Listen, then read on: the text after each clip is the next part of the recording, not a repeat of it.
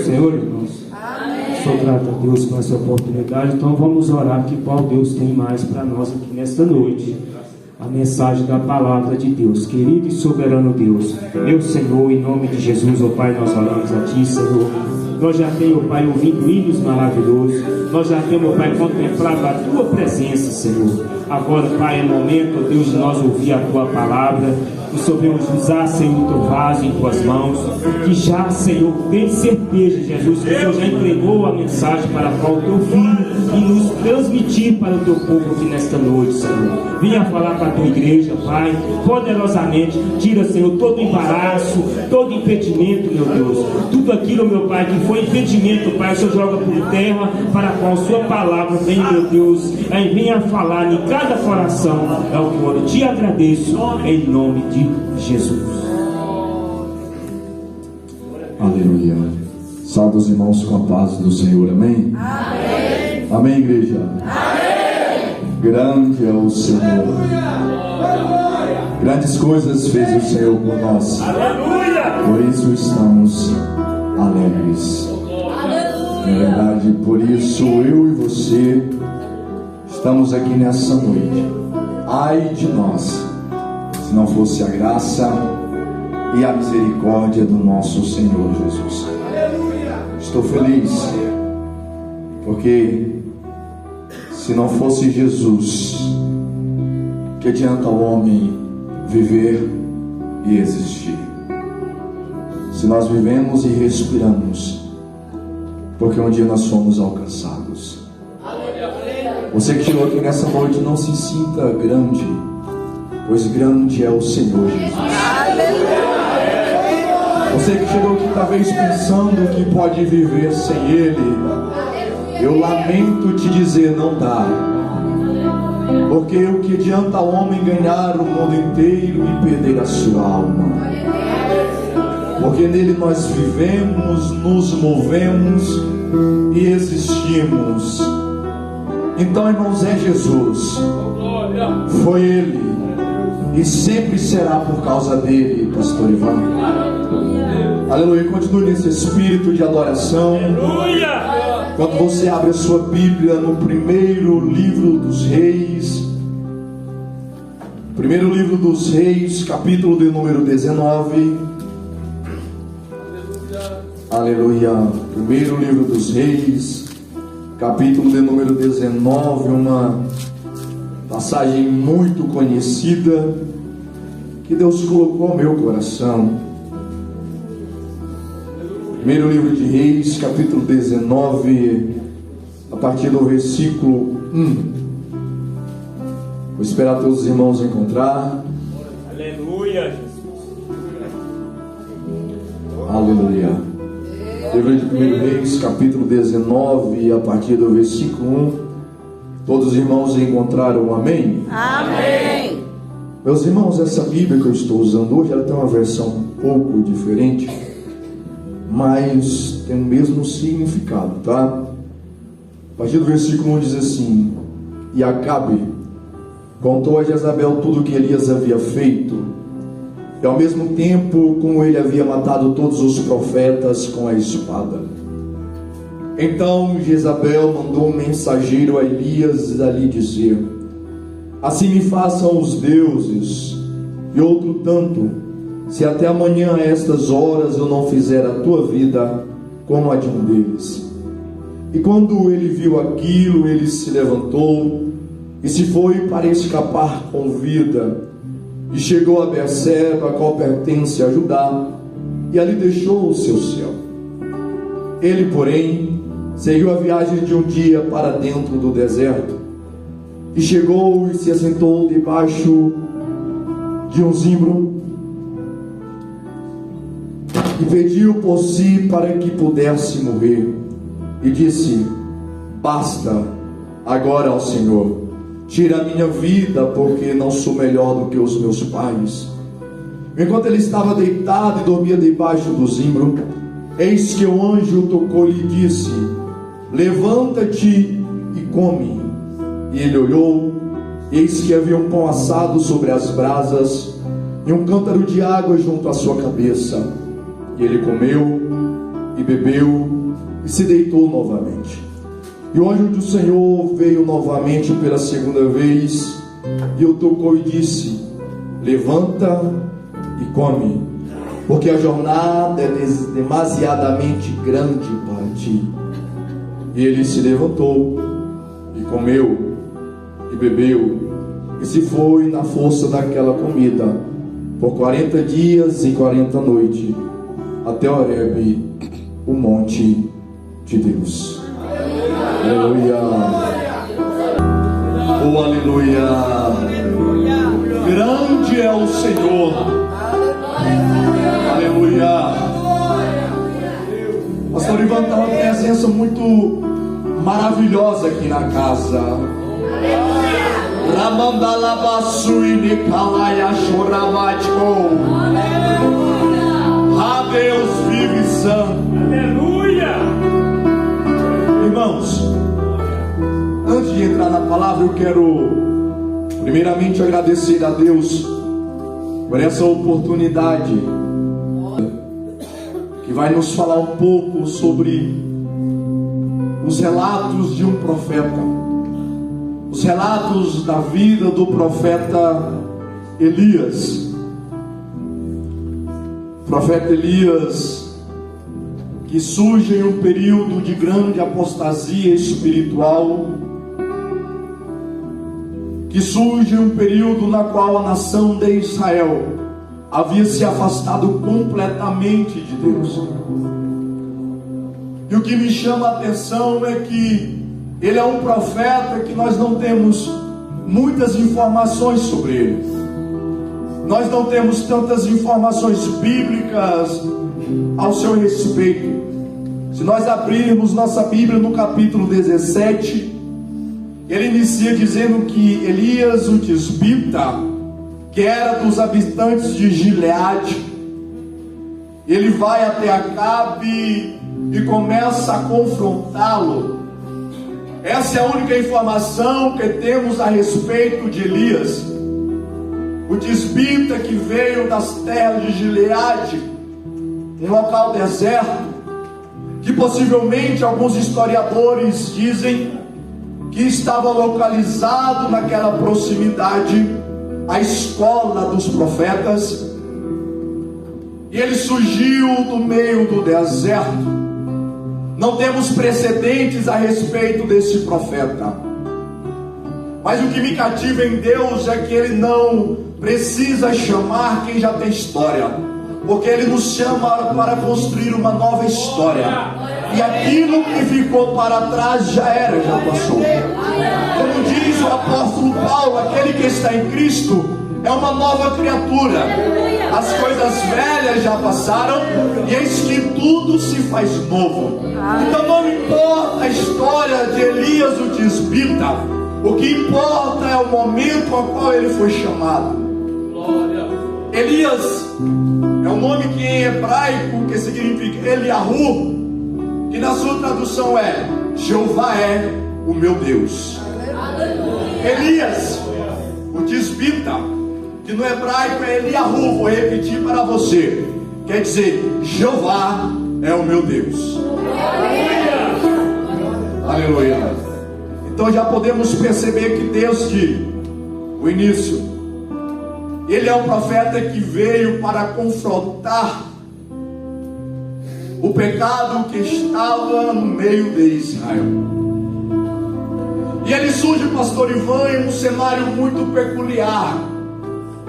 Irmão Poliana, ele surge em um cenário político e religioso de Israel, um cenário de sucessão de reis ímpios, um cenário de sucessão de reis que iam contra os mandamentos do Senhor. O rei Onri, que era o pai de Acabe, a Bíblia fala no primeiro livro de Reis, capítulo 16, versículo 25: fez Onri o que era mal perante o Senhor, fez pior do que todos que foram antes dele. Ou seja, era um rei que estava desobedecendo ao Senhor. E Acabe, logo depois da morte de seu pai, ele sucede e dá sequência ao reino de Israel. Então, é nesse cenário que o profeta Elias é inserido. Um ambiente de completo paganismo. Um ambiente, pastor Ivan, de afastamento de Deus. A nação de Israel estavam afastados de Deus. E a Bíblia fala que Acabe fez o que era mal perante o Senhor, mais do que a todos os que foram antes dele. Ou seja, seu pai havia feito coisas más, mais do que todos que foram antes dele. Acabe, que o sucede, faz coisas piores ainda do que o seu pai e do que aqueles que o antecederam. E não somente isso, Acabe, ele começa a estabelecer em Israel a idolatria. Começa a estabelecer em Israel a idolatria a outros ídolos. Mas não somente isso. Tem gente, pastor Ivan, que fala que foi Jezabel que veio e destruiu Acabe, e veio e estragou o seu reino. Ao ler esta passagem, eu entendi algo. No versículo 31 do capítulo 16 diz: ora, como se não fora coisa de somente andar ele nos pecados de Jeroboão, filho de Nebate, tomou por mulher a Jezabel, filha de Etibaal, rei dos Sidônios, e foi e serviu a Baal. Acabe era tão mau e quis provocar ainda mais a ira do Senhor, que ele vai e toma Jezabel por sua esposa. Não foi Jezabel que foi até Acabe, foi Acabe que tomou a Jezabel por esposa. Ele era tão mau e quis afrontar tanto ao Senhor, que ele fez aliança com uma mulher idólatra. Então, foi isso que Acabe fez.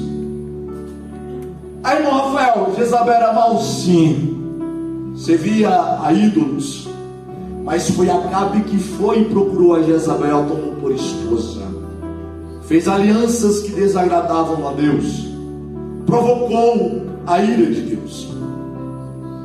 Não somente isso, além dos pecados que Acabe já havia cometido, essa aliança que ele fez com Jezabel trouxe para Israel ídolos. Então, ali no reinado de Acabe, os profetas passaram a ser exterminados. Ali no reino de Acabe, os profetas foram mortos. E não somente os profetas foram mortos, o culto ao Senhor, irmão Pauliana, acabou. Não havia mais culto, não havia mais adoração, não havia mais louvor, porque Acabe estabeleceu novos ídolos. E quem era Jezabel? Jezabel, filha de Etibaal. Quem que era Etibaal? Etibaal, que significa filho de Baal, ele era um sacerdote dessa divindade, ou seja, Etibaal era sacerdote de Baal. Baal, ali na cultura sidônia, era conhecido como Deus da agricultura, como o Deus dos montes, o Deus da vida, na cultura dos sidônios. E Jezabel, pastor Ivan, era sacerdotisa de Azera, ou seja, e na cultura sidônia, Azera era a esposa de Baal naquela mitologia, ou seja, Baal e Azera na mitologia, eles eram casados.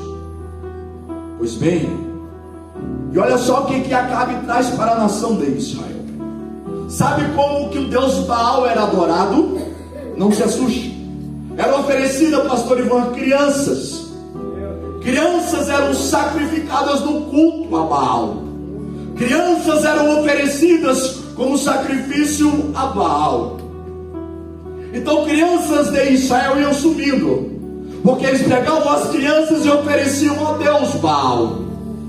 Diz alguns historiadores que crianças eram colocadas nas estruturas dos templos de Baal.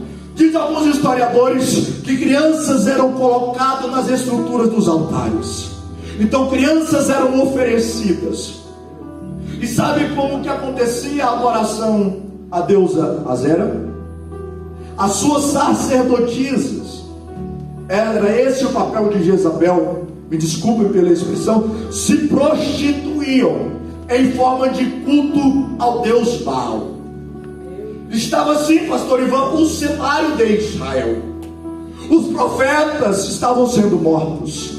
O culto a Deus havia acabado. Não havia mais adoração. O cordeiro limpo não era mais oferecido. Não era mais oferecido sacrifício ao Senhor. Então acaba o culto, irmã Pauliana. Não havia mais adoração. Mas Deus viu no deserto um homem, o Raiandai. Deus encontrou no deserto um certo profeta, sem precedentes algum. E é nesse cenário que então Elias chega até a nação de Israel. Um cenário de crise política, um cenário de crise religiosa, um cenário de crise econômica e um cenário de crise moral. Pastor Ivan, eu acho que isso parece com a realidade na qual nós estamos vivendo. Igreja do Deus vivo, os irmãos vão de concordar comigo que nós estamos vivendo um cenário semelhante. É uma crise política estabelecida, é uma crise religiosa, tantos deuses. As pessoas ficam até confusas, não sabem a quem adorar. Mas há um Deus vivo, que nós o conhecemos e sabemos que ele deve ser adorado. E o mundo precisa conhecer esse Deus. Esse Deus, ele não se corrompe, e nele não há vestígios de mudança. O escritor aos Hebreus diz que ele é o mesmo ontem, hoje e eternamente. Ele não muda. Mas é esse o cenário que estamos vivendo, semelhante ao cenário em que Elias foi inserido. Um cenário de completa inversão de valores, um cenário de grande destruição. Mas lá no deserto de Gileade, um desbita é encontrado. Alguém é achado, alguém é encontrado. Lá em Israel os profetas estavam sendo mortos. Lá em Israel os profetas estavam sendo decapitados. As crianças estavam sendo oferecidas ao Deus Baal. Havia prostituição. Mas no deserto tinha um que usava vestes de pelo de camelo, que tinha sua barba alongada, que tinha presença, que tinha unção. Oh, aleluia.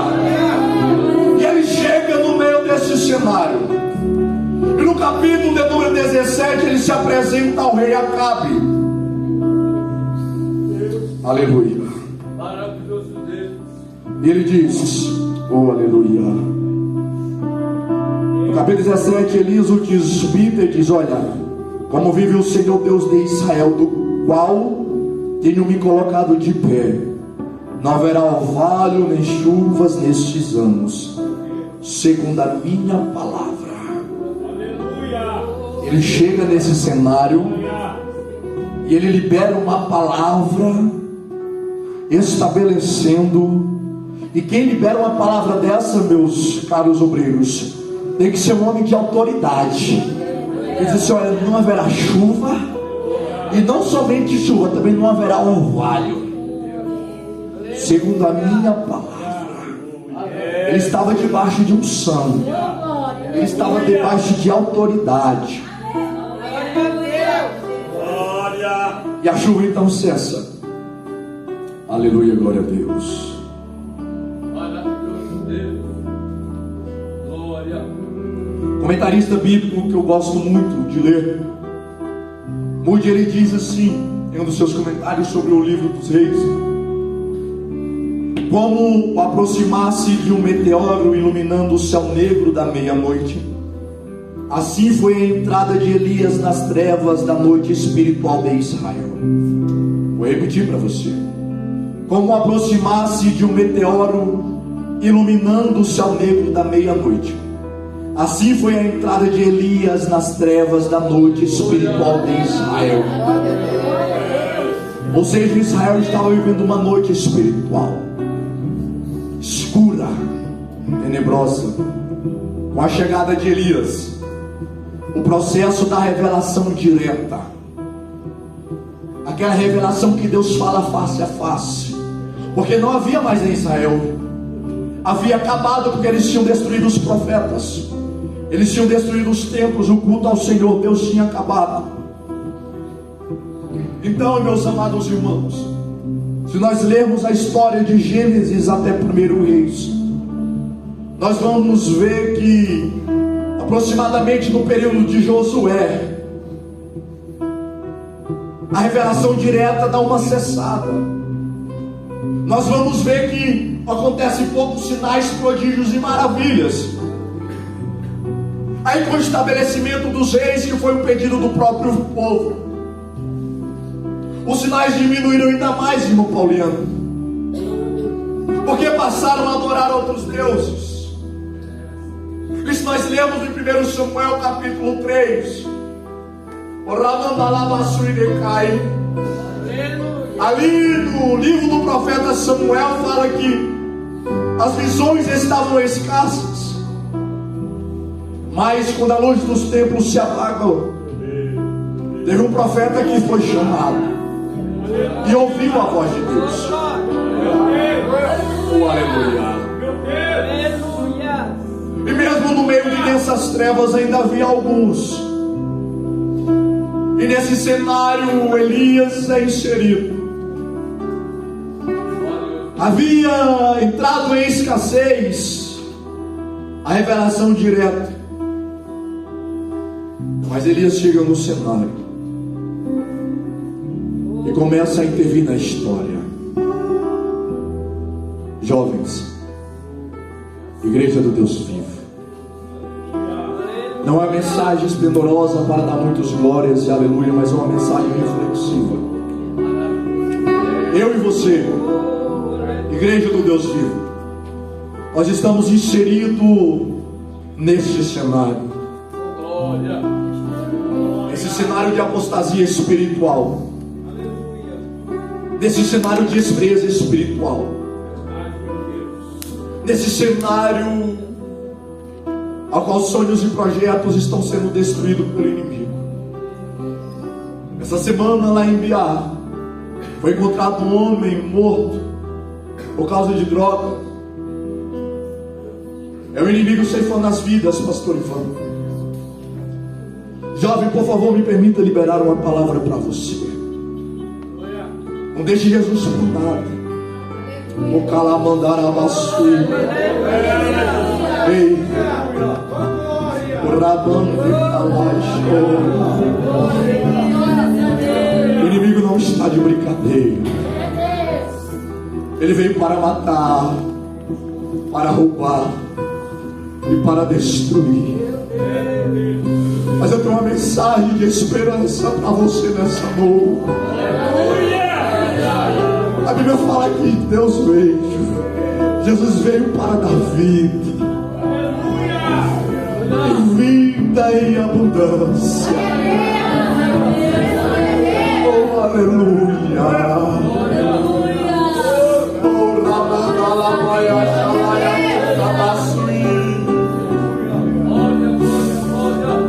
E Elias, ele é inserido nesse cenário.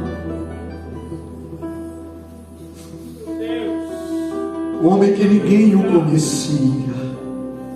Ele não era conhecido pelo homem,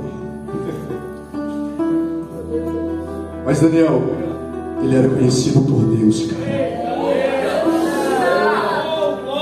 O homem não o conhecia, mas Deus o conhecia. Tem muitos aí que gostam de dizer: olha, rapaz, quem não é visto não é lembrado. Mas eu tenho uma palavra para você: quem anda com Deus nunca é esquecido. Aleluia.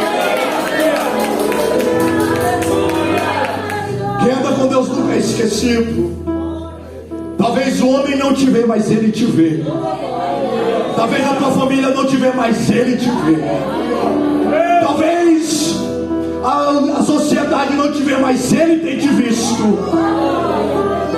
Ele te contempla e ele me contempla. Oh, aleluia, glória a Deus. Elias é inserido então no meio dessa crise. Ele libera essa palavra que não haveria mais chuva. E realmente não houve chuva, e nem orvalho durante 3 anos e meio aproximadamente. E ele começa a confrontar a Acabe. No meio de uma sociedade gigantesca, um profeta se levanta. No meio de uma sociedade de aproximadamente 8 milhões de pessoas, jovem, eu e você temos que nos levantar.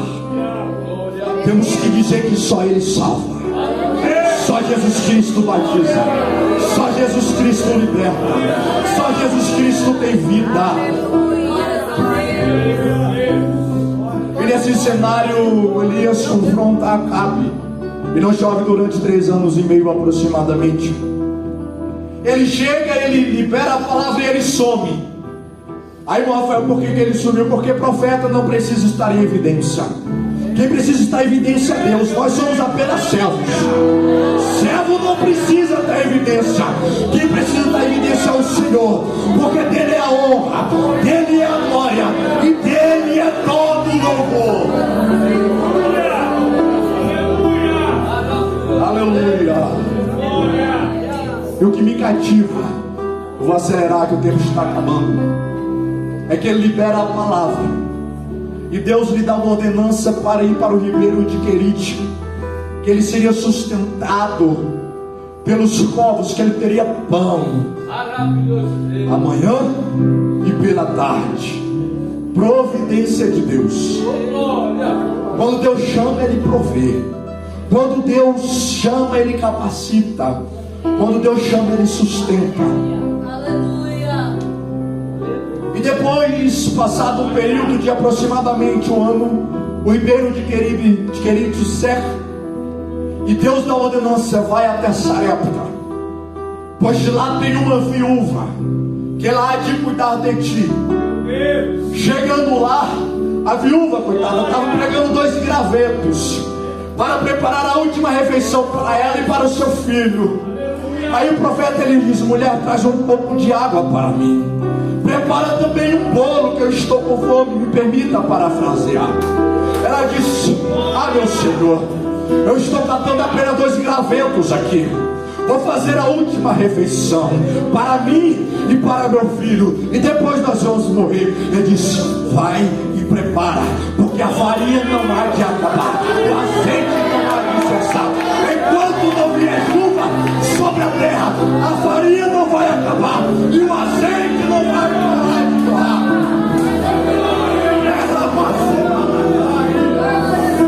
Ele é o Deus que cuida, Ele é o Deus que sustenta. O Ramon da Lavassou. Oh, aleluia. Elias não estava conformado com aquela situação.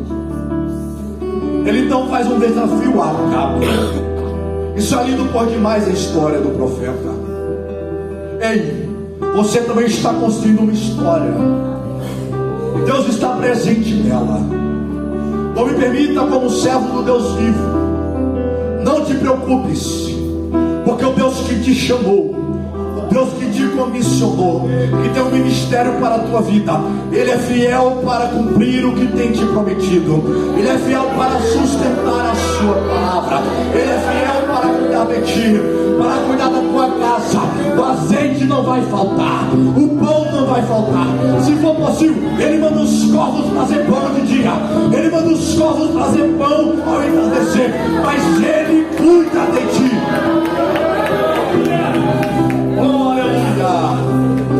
Meu Deus, Ele faz um desafio a Acabe, mas Ele desafia o povo. Você vocês ficam em dúvida em quem seguir, se segue os Deus vivos ou os deuses de Acabe ou os deuses de Jezabel, vamos ver se realmente o Senhor é Deus. Acabe chama os profetas de Baal, os 450 profetas de Baal, chama também os 400 profetas de Azera, pede para reunir no Monte Carmelo, e lá nós vamos oferecer sacrifício. O Deus que responder com fogo, esse verdadeiramente é o Deus a qual nós devemos seguir. A Bíblia fala que junta-se todo o povo. Imagina, meu irmão, toda a nação de Israel reunida no Monte Carmelo. Ele diz: separai 2 novilhos, um é para me oferecer, outro é para vocês. Vocês podem iniciar o sacrifício, depois de vocês eu ofereço. Vou resumir, que vocês conhecem a história. E os profetas de Baal começaram a oferecer sacrifício. Começaram pela manhã e clamavam e gritavam e dilaceravam seu corpo, e nada de Baal responder. Deu meio-dia, Elias começa a dizer: grita um pouco mais alto. Talvez ele está de férias, talvez ele está resolvendo outras coisas. Clama um pouco mais alto, que talvez ele vai ouvir vocês. Oh, aleluia. E nada do fogo descer. Oh, aleluia. Chega por volta de 3 horas, ele diz: agora é minha vez. Há um detalhe interessante que eu vou estudar ao buscar algumas fontes. Alguns historiadores dizem que os profetas de Baal, embaixo do local que oferecia o sacrifício, havia, pastor Ivan, algumas valetas. Havia algumas valetas, e nessas valetas eles colocavam azeite. Por que, meu Rafael, eles colocavam azeite? Diz os historiadores que quando os profetas de Baal ofereciam sacrifício às crianças, que o povo começava a gritar, a pular, alguns colocavam fogo no azeite para dar a entender que estava descendo fogo. Mas escute bem, isso não aconteceu. Por quê? Porque Elias estava acompanhando todo o processo. Não foi possível o fazer dessa forma para não enganar o povo. Mas olha só o que o profeta Elias faz. Ele diz: ele restaura o altar. Primeiro ele restaura o altar. Meu Deus, eu vou repetir. Primeiro, irmão Poliana, o profeta diz: vamos restaurar o altar, porque só desce fogo em altar restaurado.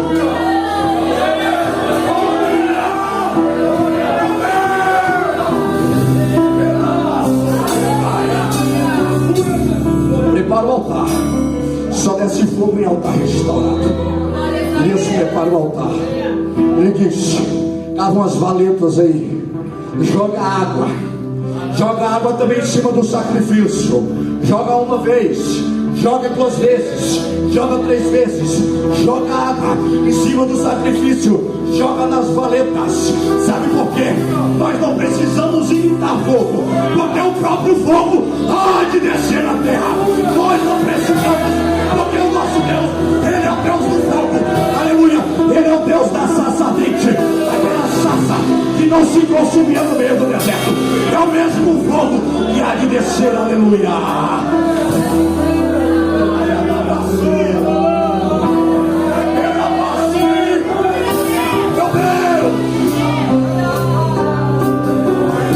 Em rápidas palavras ele diz: Senhor, mostra para este povo que há Deus em Israel.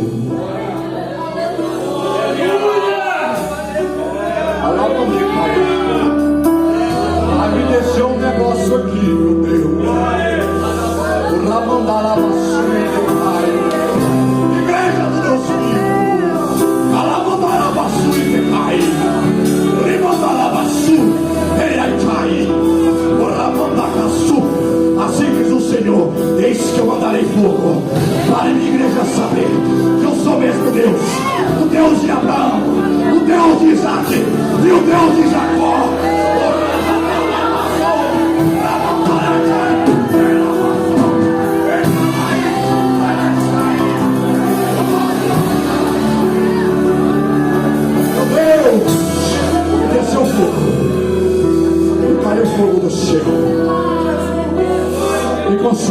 holocausto e lambeu a água que estava nas vasilhas.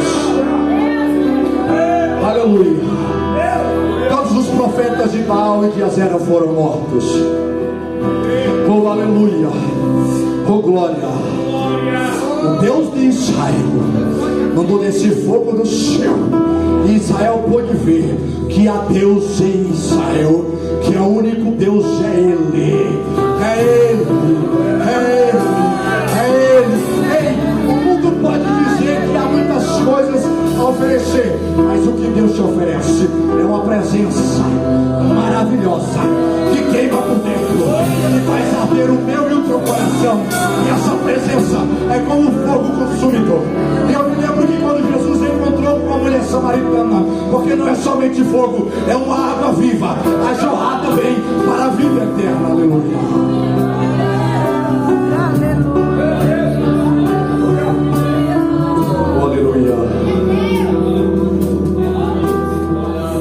Os profetas são mortos. E Elias vai para o monte e ora ao Senhor. E o seu moço que estava com ele, após 3 períodos e meio de seca, Elias diz a Acabe: Acabe, vai chover. E Elias começa a orar, está com o moço no monte e diz: olha aí, rapaz, vê se está vindo chuva. Ele olha, não tem nada. O céu está azul, o céu está totalmente aberto. Olha mais uma vez, rapaz. Não, Senhor, não tem nada. Olha uma segunda vez, olha uma terceira. Na 7ª vez ele olha e diz: eu vejo de longe uma nuvem do tamanho da mão de um homem. Ele disse: prepara, Acabe, porque está vindo chuva. O Ramon de Cabassuí cai. Meu Deus. Irmãos, quem é estudante sabe que para ocorrer a formação das nuvens é necessário a evaporação da água. Meu Deus. A gente está começando a entender. Pastor Ivan.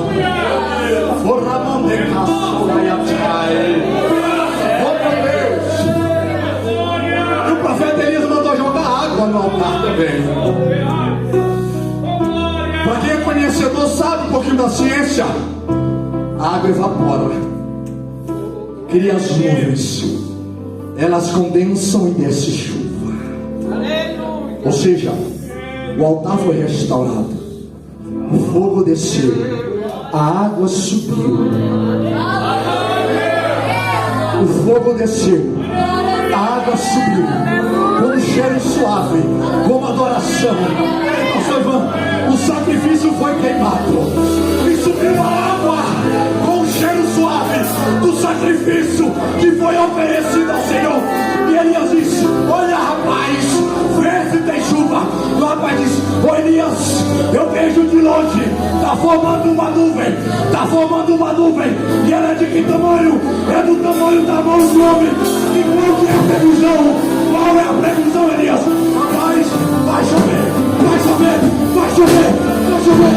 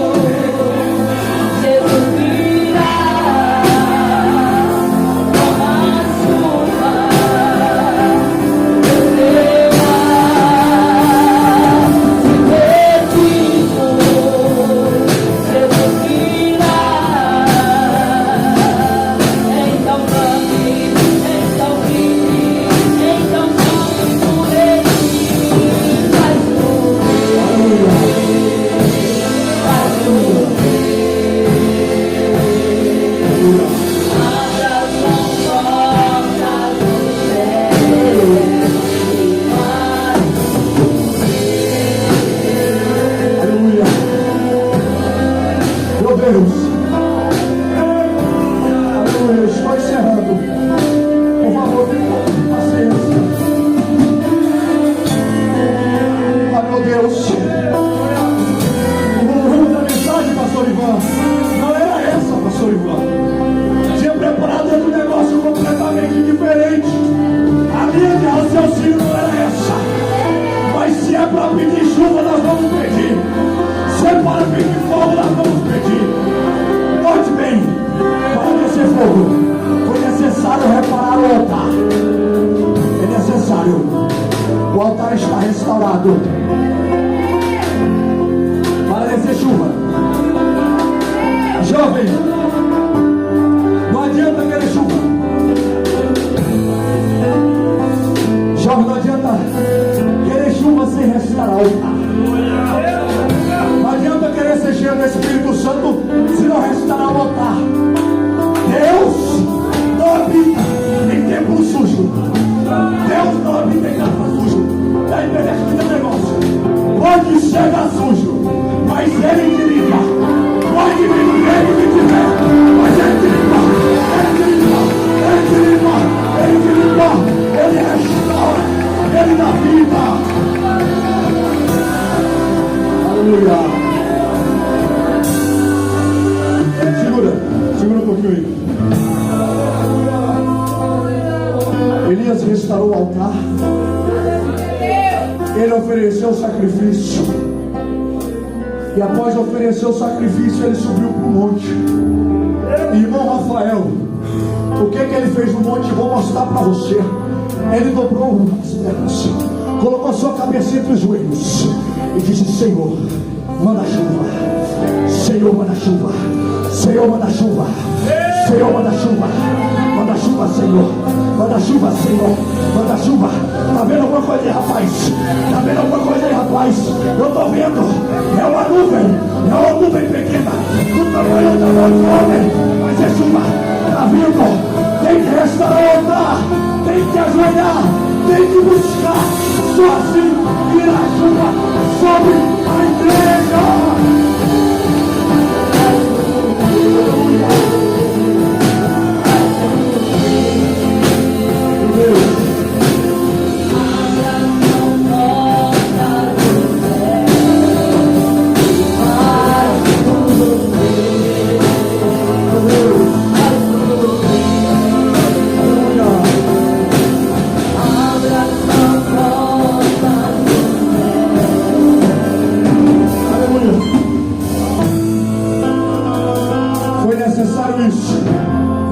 Irmãos, essa crise política, espiritual, moral, só uma solução. Aí você me pergunta qual, irmão Rafael? É a igreja de joelho. É a igreja com o altar restaurado. Assim os profetas de Baal serão mortos. Deus tem restauração. Deus chamou Elias do meio do deserto. Deus chamou Elias do meio do anonimato. Um profeta sem precedentes. Ninguém o conhecia. Tanto é que Acabe dizia: quem és tu? És o perturbador de Israel. Ninguém o conhecia, mas Deus